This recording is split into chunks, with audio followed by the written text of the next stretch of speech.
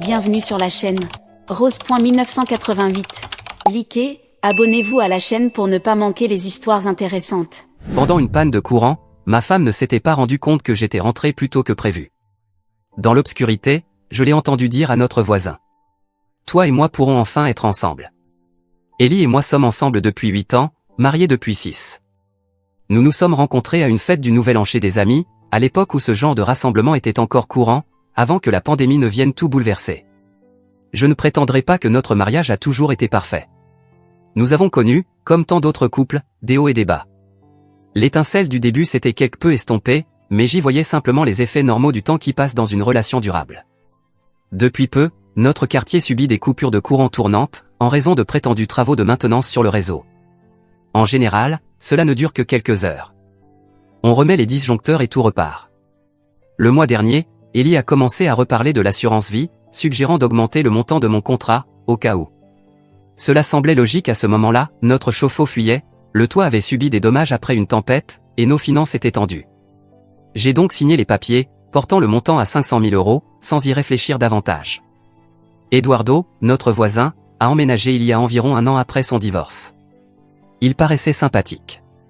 Il venait souvent emprunter des outils ou me demander de l'aide pour réparer sa tondeuse. Avec du recul, je pense que ces petits dépannages n'avaient probablement pas besoin de mon assistance, mais je n'y ai pas prêté attention. Ellie a commencé à l'inviter à dîner de temps à autre, sous prétexte qu'elle le trouvait bien seul. Elle se préparait soigneusement pour ses repas, bien plus que lorsqu'il ne s'agissait que de nous deux. J'aurais dû y voir un avertissement, mais j'ai choisi de ne pas m'en soucier. Mardi dernier, une coupure de courant était programmée pour 18 h. Je rentrais chez moi plus tôt que prévu, car un ami avait annulé notre rendez-vous.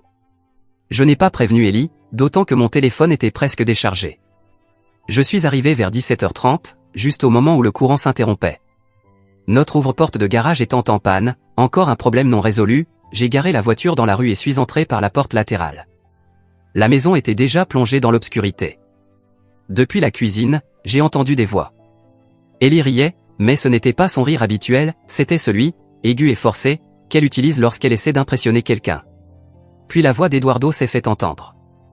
Je ne suis pas jaloux de nature, je me suis d'abord dit qu'ils passaient juste du temps ensemble. Pourtant, quelque chose sonnait faux.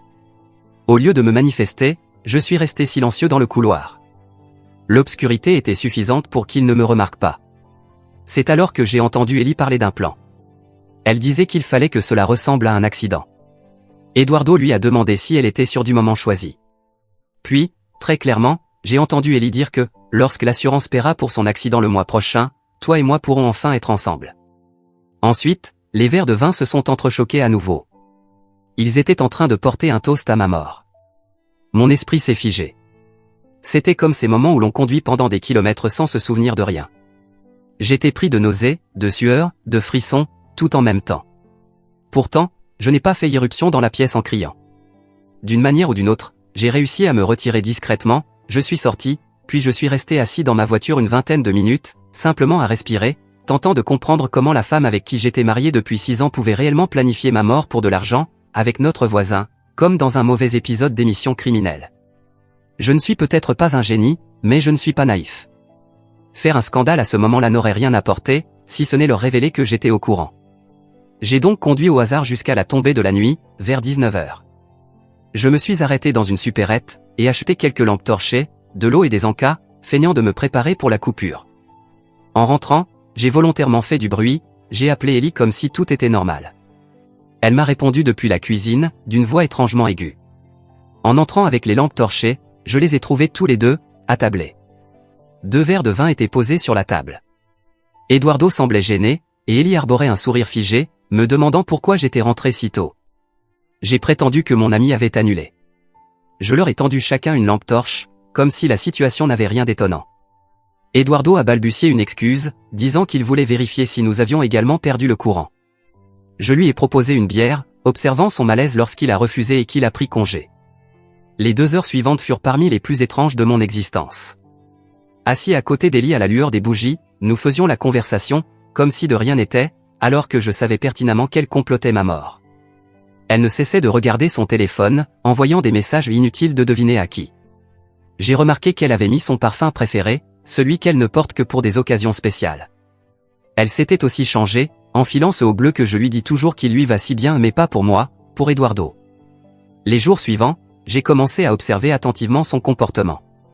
Ellie rentre tard de plus en plus souvent. Son téléphone a désormais un mot de passe. Elle me pose des questions étranges sur mes horaires, me demande si je prévois des sorties en solo. Elle alterne entre gentillesse excessive et froideur soudaine. Un comportement typique de quelqu'un qui cache quelque chose, comme dirait mon neveu. Puis j'ai découvert qu'elle avait oublié de supprimer l'historique de navigation de son ordinateur. J'y ai trouvé des recherches portant sur des poisons indétectables, sur la manière de faire croire à un accident, et sur les délais moyens de versement des assurances-vie. C'était flagrant. Comme observer un enfant tentant maladroitement de dissimuler qu'il a volé des bonbons. J'ai aussi découvert qu'ils échangeaient des messages via une application de messagerie chiffrée. Je ne pouvais pas lire les contenus, mais les notifications indiquaient qu'ils communiquaient sans cesse.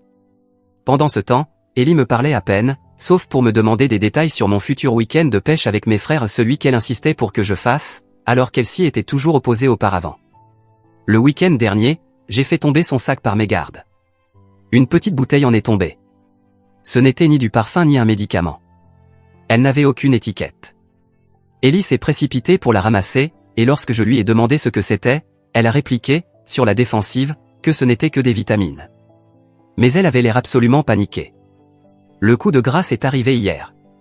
Elle pensait que j'étais sous la douche, mais je m'étais contenté d'ouvrir l'eau. J'étais en réalité dans la chambre, en train de chercher quelque chose, quand je l'ai entendu dire à quelqu'un à 100% Eduardo que tout devait paraître naturel et qu'il fallait respecter le calendrier.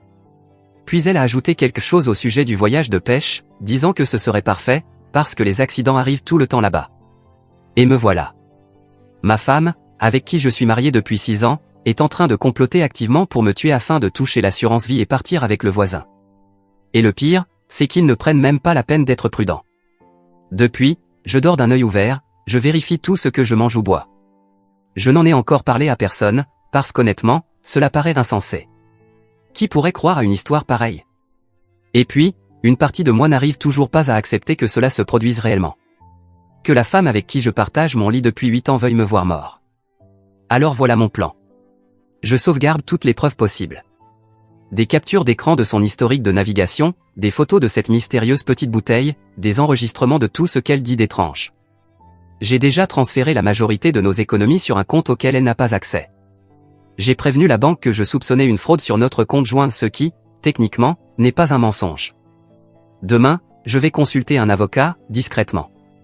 J'ai besoin de connaître mes options. J'ai aussi commencé à enregistrer tout ce qui se passe dans la maison.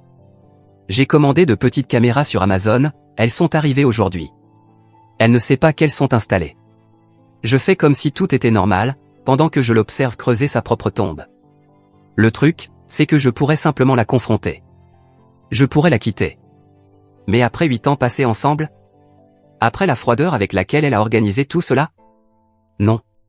Ce n'est pas suffisant. Je veux qu'elle subisse de vraies conséquences. Je veux qu'Eduardo les subisse aussi. Écoutez, je sais que la vengeance n'est pas une solution saine, ou quoi que ce soit dans ce genre. Mais je ne vais pas me contenter de rester là, à attendre passivement pendant qu'ils organisent ma disparition. Je vais faire en sorte qu'ils regrettent d'avoir un jour pensé que j'étais quelqu'un avec qui on pouvait jouer impunément. Je publierai une mise à jour quand j'aurai davantage d'éléments. Pour l'instant, je continue à jouer leur petit jeu, tout en mettant en place mon propre échiquier. Pas un jeu de dames, non, un jeu d'échecs. Quelqu'un ici a-t-il déjà vécu une situation similaire? Est-ce que je suis fou de ne pas simplement la confronter ou d'aller voir la police? Une part de moi n'arrive toujours pas à croire que c'est devenu ma réalité. Mise à jour. D'abord, bon sang. Mon dernier message a explosé comme un pneu crevé sur l'autoroute. Merci à tous pour les récompenses, les messages privés et les conseils. Pour ceux qui demandaient une suite, la voici. Attention, ça risque d'être long.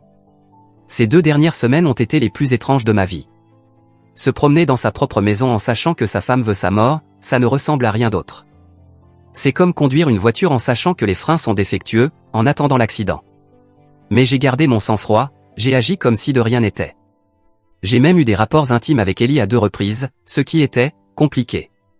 Elle semblait ailleurs tout du long, probablement en train de penser à Eduardo, ou peut-être à la façon dont elle allait m'empoisonner. Soupir.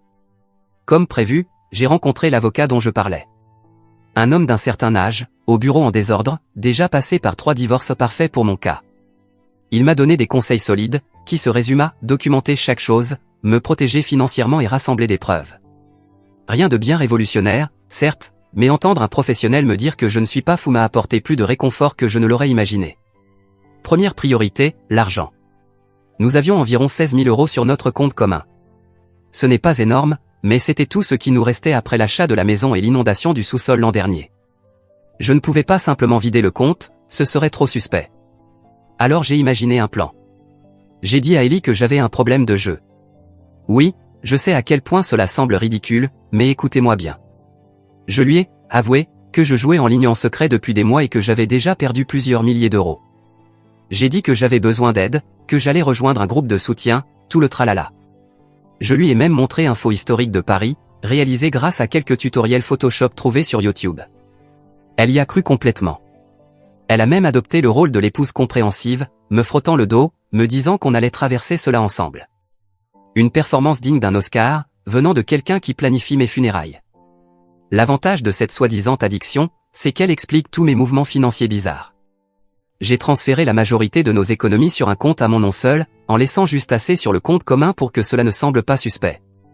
Je lui ai dit que c'était pour me protéger contre moi-même, ce qui justifiait également l'ouverture de comptes séparés. Elle a adoré l'idée, pensant probablement à quel point ce serait pratique après ma disparition. Ensuite, il fallait que je sème la discorde entre Ellie et Eduardo. Un mariage, c'est comme un moteur, complexe en apparence, mais composé de nombreuses pièces indépendantes que l'on peut manipuler une à une. J'ai remarqué qu'Eduardo devenait très jaloux quand Ellie parlait à d'autres hommes. Lors d'un barbecue chez des voisins le week-end dernier, j'ai observé son visage se fermer lorsqu'elle discutait avec l'hôte. J'ai donc commencé à mentionner d'autres hommes à Ellie, de manière innocente mais calculée. Du genre, tiens, ton collègue a envoyé un message pour un truc de boulot.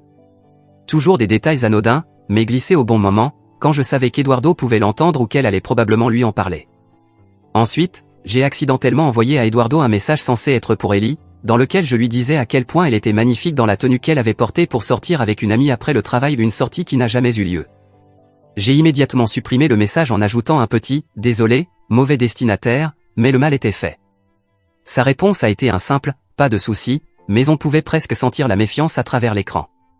De son côté, j'ai commencé à semer des doutes dans l'esprit d'Ellie concernant les finances d'Eduardo. Je lui ai fait remarquer que j'avais entendu dire que son entreprise battait de l'aile, et je lui ai demandé si elle savait qu'il était en retard sur ses paiements à l'association de quartier. Ce n'est pas vrai, je l'ai inventé. De simples miettes de doute, semées une à une. Et tu sais quoi? Les voir se tortiller sous la pression m'a procuré une satisfaction étrange. Je ne suis pas quelqu'un de naturellement cruel. Je ne prends pas plaisir à voir les gens souffrir. Mais savoir qu'ils planifient ma mort change radicalement la donne. Les caméras que j'ai installées ont enregistré des conversations intéressantes. Ils parlent toujours de l'accident censé se produire durant mon voyage de pêche, mais la tension est palpable. Dans une vidéo, Ellie demande à Eduardo qui est cette femme qui commente sans cesse ses publications sur les réseaux sociaux. Il devient immédiatement sur la défensive. Dans une autre, ils se disputent à propos de l'argent. Il semblerait qu'Eduardo s'attende à une part bien plus importante que ce qu'Ellie est prête à lui offrir. Le paradis du meurtre commence à montrer des fissures. Je continue de tout collecter, enregistrements, captures d'écran, preuves diverses. J'ai même filmé l'ouverture de la mystérieuse bouteille trouvée dans son sac, en portant des gants. Il s'agissait d'une sorte de poudre. J'en ai prélevé un échantillon que j'ai envoyé à un service d'analyse par correspondance. Les résultats devraient arriver la semaine prochaine. En parallèle, j'ai commencé ce que mon avocat appelle la mise en place d'un « schéma de quasi-accident ». En gros, je fais croire que je suis victime de petits incidents bizarres. J'ai dit à Ellie que j'avais failli tomber dans les escaliers en portant le linge. Un autre jour, je suis rentré avec un pansement sur le bras, en expliquant que j'avais dû faire une embardée pour éviter un chat, et que j'avais frotté le mur en voiture. Rien de grave, mais juste assez pour la faire douter, pour semer la peur que je meure accidentellement avant qu'ils ne puissent exécuter leur plan. À chaque fois, le regard qu'elle me lance est un mélange étrange d'inquiétude et de déception, comme si elle redoutait que je lui coupe l'herbe sous le pied en mourant tout seul. La semaine dernière, j'ai lancé la phase de chaos financier. J'ai découvert des frais suspects sur notre carte de crédit, puis j'ai appelé la banque alors qu'Ellie était à la maison. J'ai simulé une crise d'angoisse liée à une possible usurpation d'identité. J'ai fait annuler toutes nos cartes, demandé l'émission de nouvelles. Le gel temporaire de nos comptes a provoqué une vraie panique chez Ellie. Elle ne cessait de consulter son téléphone, envoyant des messages frénétiques à Eduardo. Je n'avais jamais vu quelqu'un aussi stressé par l'impossibilité d'utiliser une carte bancaire pendant 3 jours. Et ce n'est pas fini, j'ai mentionné par hasard à notre voisine d'en face qui se trouve être très amie avec l'ex-femme d'Eduardo que je songeais à investir dans l'immobilier, et que j'avais entendu dire qu'Eduardo pourrait avoir de bons conseils à ce sujet. J'ai glissé au passage qu'on le voyait beaucoup ces derniers temps, surtout quand je n'étais pas là. Le regard qu'elle m'a lancé m'a suffi, je savais que cette information allait se répandre à toute vitesse. Mais mon plan ne se résume pas à les manipuler psychologiquement. Il s'agit aussi de me construire un filet de sécurité tout en les poussant à devenir de plus en plus imprudents et désespérés.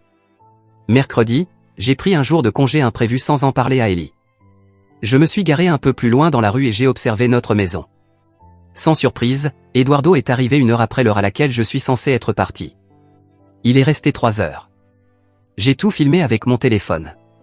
Plus tard, en vérifiant les caméras de surveillance, j'ai entendu leur conversation, ils reparlaient encore une fois du calendrier. Eduardo semblait tendu, disant qu'il devait faire plus attention. Ellie l'a rassuré, affirmant que tout irait bien une fois, les choses réglées, le mois prochain. Et c'est là que les choses sont devenues intéressantes. J'ai décidé de tester leur niveau d'engagement. J'ai dit à Ellie que j'annulais le voyage de pêche prévu le mois prochain, en prétextant que mon frère s'était cassé la cheville. Ce n'était pas vrai, on reporte juste le voyage. Son visage s'est décomposé. Elle a même tenté de me convaincre d'y aller seule, disant que je méritais un peu de temps pour moi et que ce n'était pas la peine de tout annuler à cause de mon frère. La même femme qui s'est plainte pendant des années de ses sorties de pêche veut soudain que je parte en solo? Une véritable usine à signaux d'alarme. La guerre psychologique fonctionne. Ellie commence à faire des erreurs. Hier, elle a laissé son téléphone déverrouillé sur le comptoir. J'ai eu le temps de voir un message envoyé à Eduardo disant « On a besoin d'un nouveau plan » et « Je commence à m'inquiéter pour l'argent ». J'ai aussi trouvé dans sa boîte mail des reçus pour des achats suspects en ligne. L'un concernait un téléphone intraçable, un autre un enregistreur de frappe. Elle essaie sans doute de m'espionner, mais avec bien peu de discrétion. Et la nuit dernière, j'ai fait mon coup le plus audacieux jusqu'à présent. J'ai disparu pendant 48 heures. Sans dire à Ellie où j'allais, sans répondre à mon téléphone, j'ai tout simplement disparu. J'ai passé 2 nuits dans un motel à 2 villes d'ici, payé en espèces, téléphone éteint. Pour eux, j'aurais aussi bien pu être mort au fond d'un ravin. Les caméras ont tout filmé, Ellie a appelé Eduardo, paniqué, environ 6 heures après l'heure à laquelle j'aurais dû rentrer. Il est venu, ils ont fouillé la maison, consulté mes réseaux sociaux, contacté les hôpitaux. Pas par inquiétude, mais par peur. Eduardo répétait que ce n'était pas prévu, qu'il n'était pas prêt. Ellie, elle, s'inquiétait pour l'assurance, apparemment, il faut un corps pour pouvoir réclamer le joli pactole. Je suis rentré dimanche soir comme si de rien n'était. Je lui ai dit que j'avais eu besoin de prendre l'air, que j'étais parti camper seul. La tête d'Ellie valait de l'or, un mélange de soulagement, d'agacement et de confusion. Elle a essayé de faire semblant d'être en colère, disant qu'elle s'était inquiétée. Mais je voyais bien que son esprit tournait à toute vitesse, recalculant le plan. Cette nuit-là, je l'ai entendu parler au téléphone depuis la salle de bain. Les murs de la maison sont fins, et elle chuchotait à voix haute. J'ai capté des bribes, elle disait qu'elle devenait suspicieuse, qu'il fallait agir vite, qu'il ne pouvait plus attendre. Ils sont en train de perdre le contrôle, de faire des erreurs.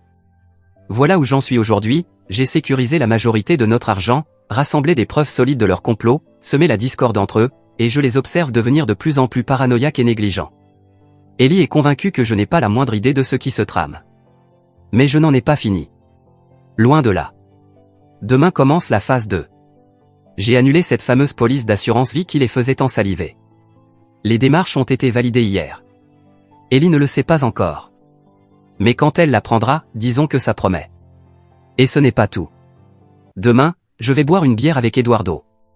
Oui, vous avez bien lu. Je l'ai appelé pour lui proposer qu'on se voie, qu'on apprenne à mieux se connaître, puisqu'il passe tellement de temps chez nous. Il ne pouvait pas refuser sans éveiller des soupçons. Mon objectif, le faire boire, voir ce que je peux lui faire dire, peut-être semer quelques graines de doute à propos des autres amis d'Ellie. Et pour finir, je pars bel et bien à la pêche. Mais pas de la façon dont ils s'y attendent.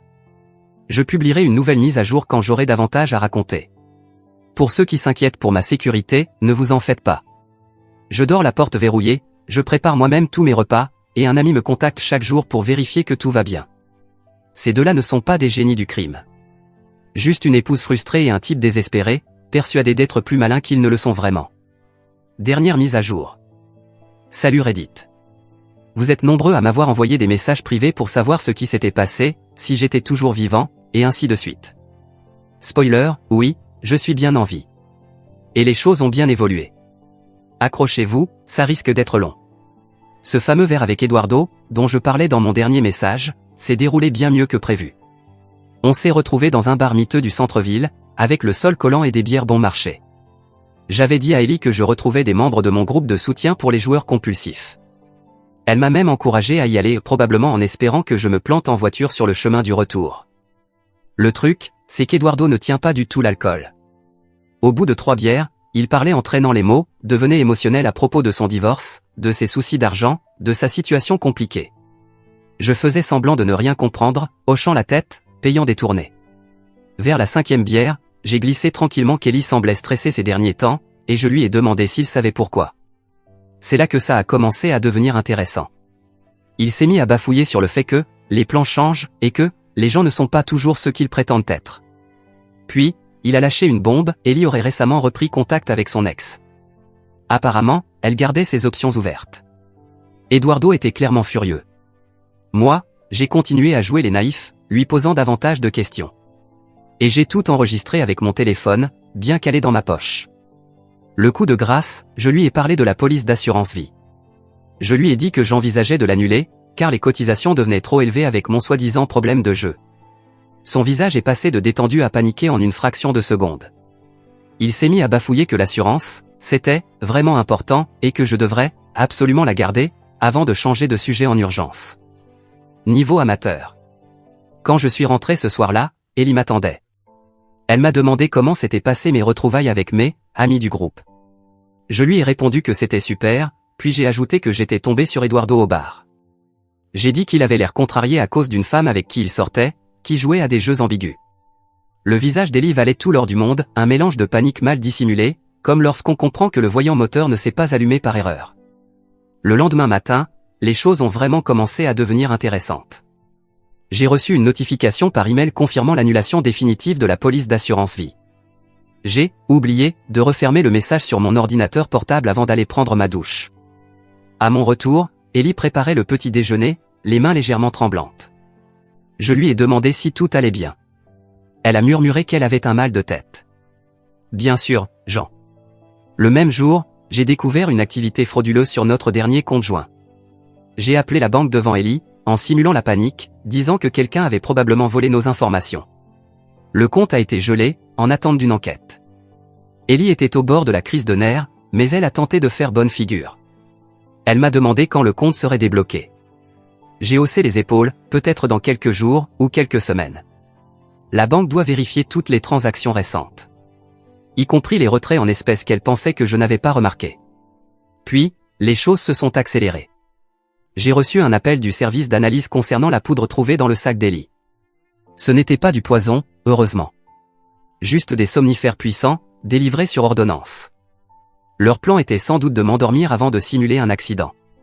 Ellie était dans la pièce quand j'ai pris l'appel. J'ai fait comme si c'était à propos d'une candidature pour un emploi, mais j'ai répété bien fort les mots, résultat des tests, et échantillon.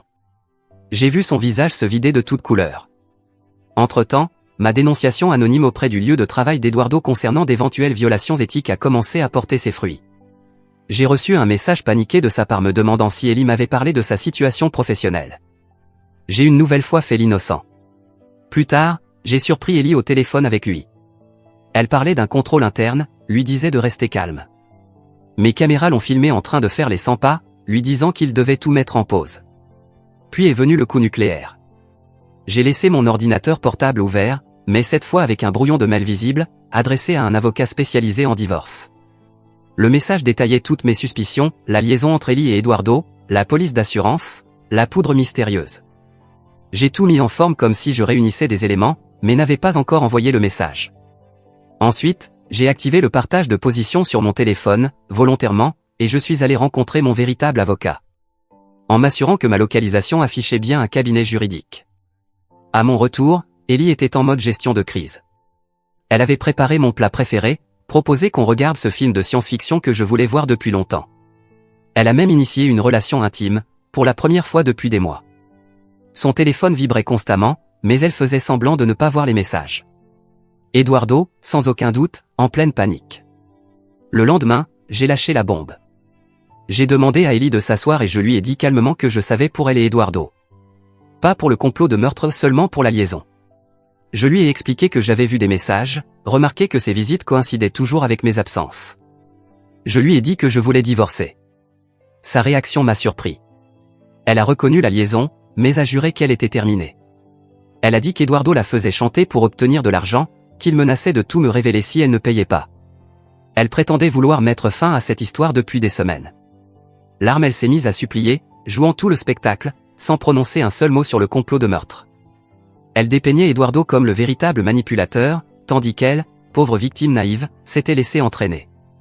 J'ai hoché la tête en silence, lui ai dit que j'avais besoin de temps pour réfléchir, et lui ai demandé d'aller passer quelques jours chez sa sœur. Elle a accepté à contre-cœur. Et dès qu'elle a franchi le seuil, j'ai envoyé à Eduardo un enregistrement soigneusement monté à partir de mes caméras cachées et uniquement les extraits où Ellie parlait de lui comme quelqu'un d'instable, de menaçant. Je voulais que cela donne l'impression qu'elle l'avait totalement lâché, qu'elle l'avait trahi sans la moindre hésitation. Sa réponse a été immédiate, une avalanche de messages, tous plus violents les uns que les autres. Il l'a traitée de tous les noms, affirmant que c'était elle qui avait imaginé tout le plan depuis le début. Il disait qu'elle lui avait promis une répartition équitable de l'argent, 50-50, une fois que tout serait terminé. Il n'a pas mentionné explicitement le meurtre, mais on n'en était pas loin. J'ai sauvegardé chacun de ces messages. Pendant qu'ils s'effondraient de leur côté, j'ai enclenché ma phase finale, le volet financier. J'ai officiellement demandé le divorce, invoquant l'adultère, avec toutes les preuves à l'appui. Mon avocat a obtenu une ordonnance temporaire gelant la majorité de nos avoirs. J'ai fait changer les serrures de la maison. Légalement, mon nom est le seul figurant sur l'acte de propriété. J'ai coupé tout accès d'Ellie aux quelques fonds restants sur nos comptes communs. La chute d'Eduardo a été encore plus rapide. L'enquête interne sur sa conduite professionnelle a révélé de véritables irrégularités. Il a été suspendu, en attente d'une décision. Son ex-femme, ayant entendu des rumeurs sur lui et Ellie, a saisi le tribunal pour modifier les termes de leur divorce, l'accusant d'avoir caché des actifs. Leur château de cartes s'effondrait à vue d'œil. Le fait de les voir s'autodétruire aurait dû me procurer une certaine satisfaction. Et dans une certaine mesure, c'était le cas. Voir la justice se mettre en place a quelque chose de profondément apaisant. Mais il y avait aussi un vide, une amertume étrange. 8 années de mariage réduites à cette fin toxique. Certaines nuits, je me réveille encore, en me demandant comment j'ai pu ne rien voir venir. Environ une semaine après le départ d'Ellie, les messages vocaux ont commencé à arriver. Les premiers étaient furieux, comment avais-je pu lui faire ça? Je n'avais aucune preuve. Elle allait obtenir ce qu'elle méritait lors du divorce. Puis le ton a changé, les messages sont devenus suppliants, désespérés. Elle n'avait plus accès à l'argent.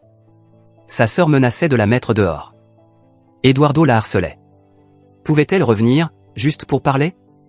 J'ai sauvegardé chacun de ces messages, sans jamais y répondre. Chaque enregistrement était plus désespéré que le précédent. Le tournant est arrivé il y a 3 jours. Je faisais du tri dans les affaires d'Ellie, quand j'ai trouvé un carnet dissimulé derrière la commode. À l'intérieur, des notes très détaillées sur mes habitudes, mon emploi du temps, une liste des accidents possibles pouvant paraître naturels. Des recherches sur les délais de versement d'assurance vie. Et surtout, un plan étape par étape pour le voyage de pêche. Eduardo y figurait clairement, chargé de s'assurer que je ne revienne jamais.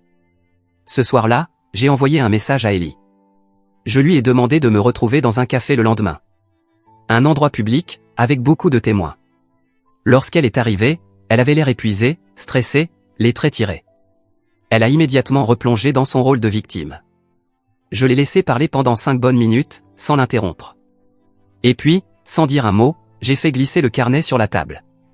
Son visage s'est figé. Comme si un moteur venait de lâcher d'un coup. Système en panne totale. Elle a balbutié une explication bancale, disant que c'était de la fiction, un projet pour un atelier d'écriture. Je me suis contenté de la fixer, sans scier. Puis, je lui ai dit que je savais tout.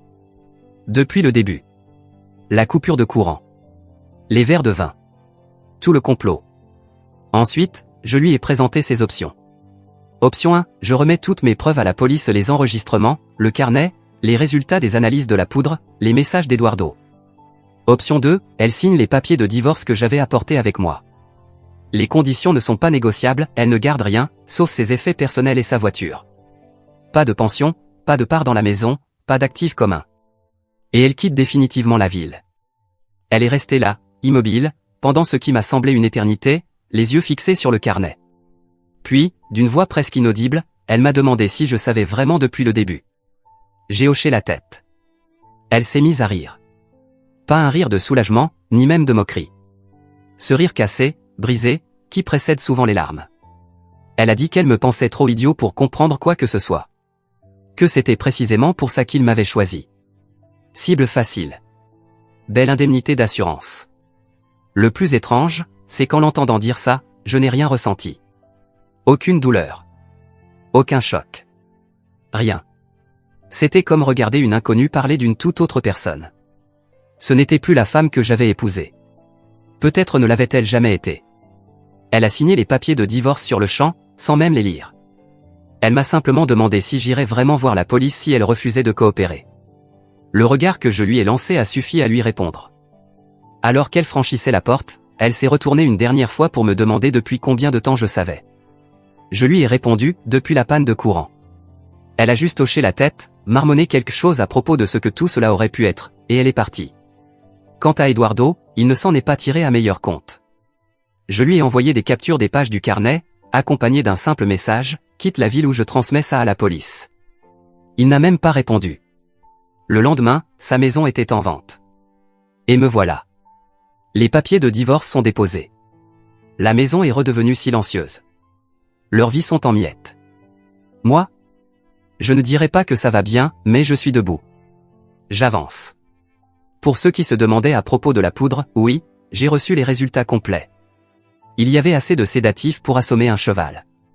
Cela aurait facilité la mise en scène de elle, accident de pêche, qu'ils avaient prévu. Aujourd'hui, Ellie vit chez une amie, 2 villes plus loin. Pas de travail. Plus d'argent. Une réputation en lambeaux après que j'ai, accidentellement, laissé entendre à nos amis communs qu'elle avait eu une liaison. Le complot de meurtre, lui, reste entre nous. Pour l'instant. La maison d'Eduardo est toujours en vente. Sa carrière est détruite. Son ex-femme a rouvert leur dossier de divorce, et elle est bien décidée à obtenir ce qui lui revient. Karma est une sacrée garce. Moi, je vois un thérapeute. Parce qu'il faut bien l'admettre, découvrir que la femme avec qui vous avez partagé 6 années de mariage voulait votre mort, ça laisse des cicatrices. Émotionnelles, surtout. Qui aurait cru? J'ai aussi installé une application de rencontre la semaine dernière. J'ai déjà pris un café avec quelqu'un. Rien de sérieux. Juste agréable de se rappeler que des gens normaux existent encore. Le truc, c'est que je ne suis plus le même homme qu'avant. Plus prudent. Moins confiant. Mais aussi plus fort, d'une manière que je n'aurais jamais imaginée. Comme un moteur qu'on aurait reconstruit après une panne totale, pièces différentes, même fonction, peut-être même plus performant qu'avant. Certains m'ont demandé si je regrettais de ne pas être allé voir la police. Honnêtement? Parfois, oui. Mais une procédure judiciaire aurait été compliquée, publique, avec aucune garantie qu'ils écopent d'une vraie peine. Tandis que là, ils ont tout perdu, l'argent, la réputation, la stabilité. Et moi, je peux tout recommencer, discrètement. La vie est étrange. Une simple panne de courant a tout changé. Si j'étais rentré à l'heure habituelle ce jour-là, je serais peut-être mort aujourd'hui, le visage dans l'eau d'un lac, pendant qu'Ellie encaissait l'assurance vie. Au lieu de ça, je suis assis chez moi, une bière à la main, en train de partager cette dernière mise à jour avec des inconnus sur Internet qui, curieusement, ont été incroyablement solidaires à travers tout ce chaos. Parfois, la meilleure des vengeances n'est pas un plan machiavélique. C'est simplement de laisser les gens faire face aux conséquences de leurs actes, pendant que vous vous éloignez, indemne. Voilà. L'histoire est terminée. Aucune autre mise à jour après celle-ci. Il est temps de refermer ce chapitre, et d'en commencer un nouveau.